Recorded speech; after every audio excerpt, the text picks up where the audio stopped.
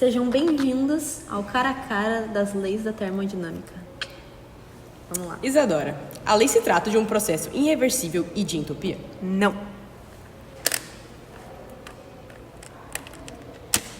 Giovana, a lei descreve a impossibilidade de um sistema de ter 100% de eficácia na conversão de energia térmica em trabalho? Não.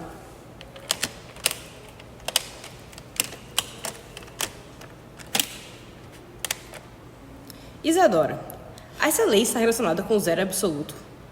Não.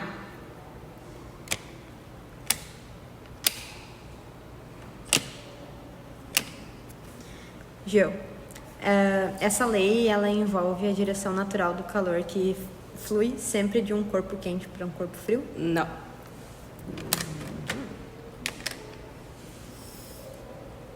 Isadora, ela explica a transferência de calor e energia de um sistema de conservação de energia? Sim.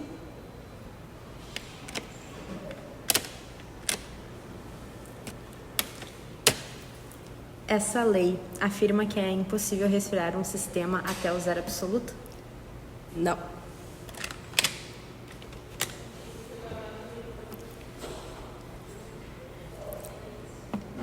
A lei envolve a quantidade de calor adicionado, o trabalho realizado e a variação de energia interna?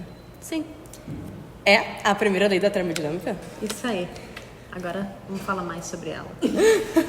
A termodinâmica é um campo da física que estuda a energia térmica, também conhecida como energia interna dos sistemas.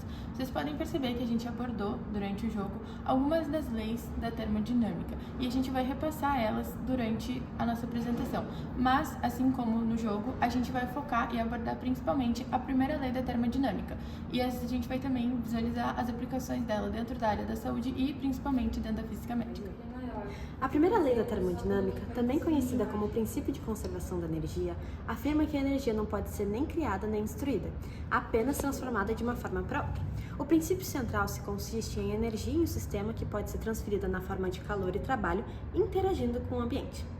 Quando o sistema passa de um estado inicial para um final, a forma como essa transição ocorre determina o calor e o trabalho envolvidos. A equação que rege esse processo é a variação da energia interna do sistema igual ao calor adicionado ou retirado do sistema menos o trabalho realizado pelo sistema ou sobre ele. Vamos falar agora sobre as definições fundamentais. Primeiramente, a energia interna. Ela representa a soma de todas as energias microscópicas das partículas no sistema, como a energia cinética e potencial.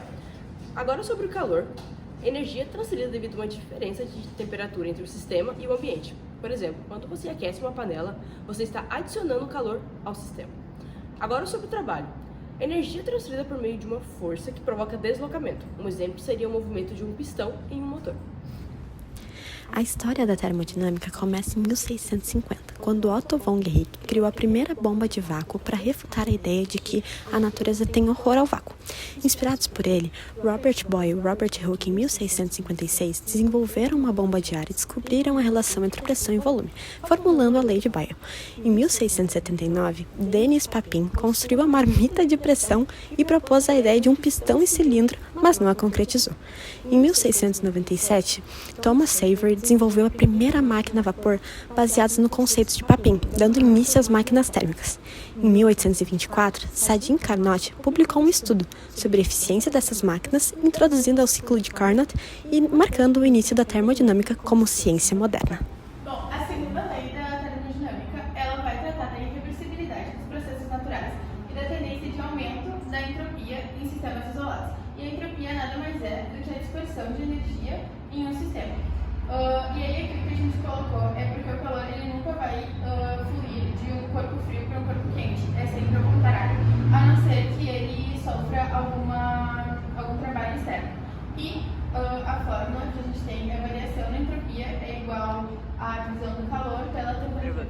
Então, a terceira lei da termodinâmica ela vai descrever o comportamento da entropia quando o valor se aproximar de zero.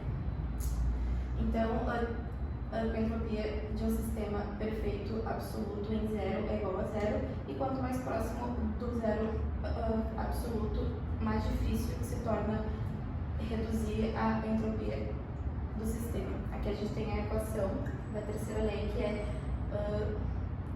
limite de D tendendo a zero, de ΔS é igual a zero. Vou falar agora sobre a lei zero da termodinâmica. Ela fala se dois sistemas estão em equilíbrio térmico com um terceiro sistema, então esses três sistemas estão em equilíbrio entre si. E a lei zero também, ela é a base para a definição de temperatura e para o funcionamento dos nossos termômetros. Aqui eu trouxe uma ilustração, onde aqui a gente tem uma temperatura A, uma temperatura B, eles estão em contato. Então vai ocorrer a transferência de calor, onde vai sair o mais quente para o mais frio. E esses corpos vão entrar em equilíbrio térmico. Um exemplo prático da aplicação da primeira lei da termodinâmica no nosso dia a dia é a utilização de geladeiras e, no nosso caso, o frigobar do laboratório de física. O frigobar ele vai utilizar da energia elétrica para mover um compressor e transformar em uma energia mecânica ali que vai refrigerar os fluidos dentro do sistema e vai utilizar o calor, vai pegar todo o calor presente dos alimentos e tocar para a parte externa. E aí é por isso que a gente consegue secar nossa roupa e tomar uma energética geladinha nesse final de semestre. Como exemplos práticos, a gente tem a ingestão e transformação de energia. Alimentos fornecem energia química na forma de carboidratos, proteínas e gorduras. Essa energia é transformada em ATP, adenosina trifosfato, a moeda energética do nosso corpo, usada em processos celulares. Já a energia pode ser dissipada como calor. Parte da energia é liberada como calor para manter a temperatura do corpo estável, cerca de 37 graus Celsius. Exemplo é durante o exercício. O calor gerado ele é dissipado pelo suor para que evite um superaquecimento do corpo. Agora sobre o trabalho mecânico, a energia usada para contrair músculos, permitindo movimentos como andar, correr ou levantar objetos. Quanto mais intensa a atividade, mais o trabalho o corpo realiza e maior a demanda por energia. Também sobre o armazenamento de energia. Quando consumimos mais energia do que gastamos, o corpo armazena o excedente de forma de gordura. Em situações de déficit energético, essas reservas são mobilizadas para atender às necessidades. A primeira lei da termodinâmica nos mostra como o corpo humano é uma máquina energética eficiente e fascinante. Compreender esses processos nos ajuda a tomar decisões mais conscientes sobre alimentação, exercício e saúde, garantindo que mantenhamos o equilíbrio energético essencial para a vida. E será que tudo isso que a gente falou até agora tem a ver com alguns cursos da saúde? Vamos falar com estudantes da UFSC para saber o que eles acham e o que é aplicado na área de cada um. Oi, eu tô aqui com o Rian, Ana, Felipe, Júlia, Vitor, também conhecido como Sorriso. E agora, Sorriso, responde pra gente que curso tu é. fisioterapia. sou da Fono, Nutrição. Eu sou da medicina do quarto semestre. Biomedicina. E eu quero saber, qual que é a primeira lei da termodinâmica, valendo o Brownie Mission? O calor se transfere. Nunca se perde. Energia, algo assim. Meio brownie. Não sei. Não. É aquela que diz que nenhuma energia pode ser criada nem destruída, só pode ser transformada. E o que tu acha que isso se relaciona com teu curso, com a fisioterapia?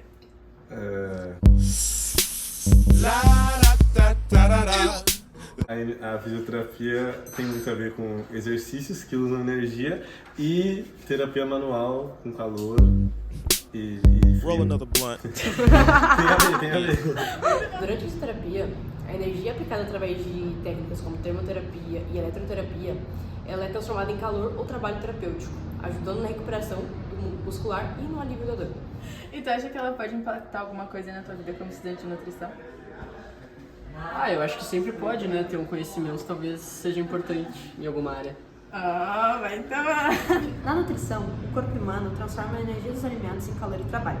Quando uma pessoa consome mais calorias do que gasta, o excesso é armazenado como gordura, refletindo a conservação de energia. E será que a gente consegue de alguma forma relacionar as leis da termodinâmica com a fonoaudiologia? Eu acho que sim, eu posso não saber da lei, mas pensando na prova que eu acabei de sair, por exemplo, o paciente vai ter ali o molde do dispositivo de amplificação, então talvez isso também influencie um pouco na adaptação dele. Bom, gente, na verdade, durante a produção da fala, a energia que é proveniente dos alimentos, né, em forma de ATP, ela vai ser convertida em movimento, que é a vibração das cordas vocais, e som, que é a energia acústica. Você acha que de alguma forma isso pode se relacionar com alguma coisa que tu aprende assim, dentro da biomedicina?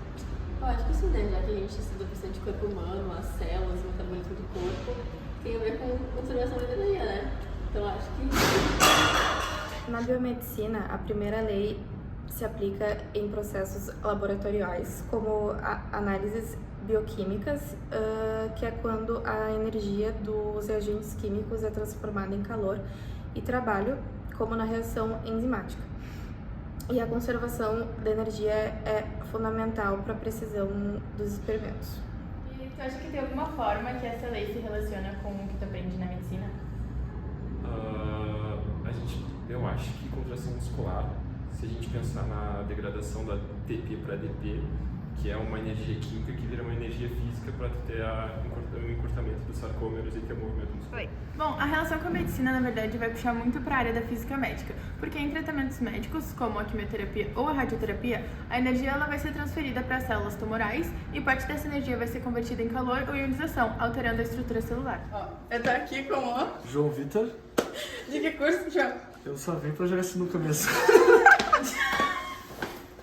Bom, gente, agora a gente vai explicar para vocês como a primeira lei da termodinâmica se relaciona não só com todos os cursos da saúde, mas especificamente com a física médica.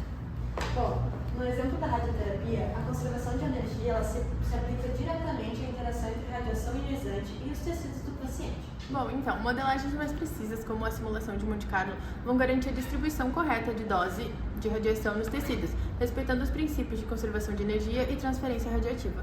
No radiodiagnóstico, a eficiência energética do sistema é um exemplo prático da primeira lei, que em exames de raio-x, a energia fornecida nos tubos é convertida em radiação de friamento ou radiação característica, com perdas inevitáveis por calor. Em simulações que vão otimizar as combinações de ânodo e filtro e potenciais de tubo, vão garantir um uso mais eficiente da energia e minimizar as doses desnecessárias. Quando eu falar na medicina nuclear, a conservação de energia se aplica ao decaimento radioativo, onde a energia emitida por fótons, gama ou partículas é usada para o diagnóstico ou para o tratamento. Simulações detalhadas podem prever a absorção de energia nos tecidos e otimizar a administração de radiofármacos, garantindo uma dose eficaz e segura. Bom, como a gente tinha explicado, a primeira lei da termodinâmica é a lei da conservação de energia. E ela diz que a energia total de um sistema é constante, ela só vai ser transformada em trabalho, calor e energia interna. E agora a Isa e a Gel vão explicar um pouco mais de algumas outras utilizações dessa lei no dia a dia de um físico médico. Bom, na radiodiagnóstico e imagens por ressonância magnética, o uso da energia fornecida para produzir radiação ou manipular átomos em campos magnéticos com perdas parciais como calor. Na transferência de calor em processos cirúrgicos, o uso controlado de calor para proteger órgãos durante os procedimentos cirúrgicos. E na termodinâmica e radioterapia, a energia ela é absorvida dos tecidos e é convertida em calor, respeitando a conservação de energia. Vou falar agora sobre a nanotecnologia térmica para o tratamento de doenças. É uma conversão controlada de energia de calor pelas nanopartículas para hipertermia localizada. E a oxigenação tecidual e o consumo de energia é o transporte de energia do corpo associado ao calor e o consumo de oxigênio no metabolismo celular. Agora, para um exemplo mais prático, a gente vai entender como a primeira lei da termodinâmica vai nos ajudar a gerar imagens como essa aqui no exame de PET-CT. No exame de PET, um radioisótopo é administrado ao paciente. Esse radioisótopo emite prótons, que são partículas subatômicas ao decair. Quando um pósitron encontra um elétron no corpo, ocorre uma manipulação que transforma a massa das partículas em 2 fótons de alta energia, que é a radiação gama, emitidos em direções opostas. Esses fótons são detectados pelo scanner e suas trajetórias são usadas para mapear a atividade metabólica do tecido. Tá, mas o que isso tem a ver com a primeira lei da termodinâmica? Agora, a conexão com a primeira lei da termodinâmica. A energia armazenada na massa do radioisótopo, que é a energia de ligação nuclear, é liberada durante o decaimento. A massa do pósitron e do elétron se transforma em energia eletromagnética, fótons gamas na aniquilação. A conservação de energia do sistema total, a energia nuclear converte para fótons gamas e gera um sinal detectado pelo scanner. É rastreada, exemplificando a conservação de energia. Um exemplo mostra como a primeira lei da termodinâmica é aplicada à interação entre a energia nuclear, radiação e a tecnologia médica para diagnóstico por imagem. Gente, agora eu queria entender por que tem tanto livro sobre a termodinâmica sobrando aqui, já que a gente acabou de ver que ele é tão importante e fundamental para entender o metabolismo e funcionamento do nosso corpo, o que se aplica para todas as áreas da saúde e todos os cursos aqui da UF.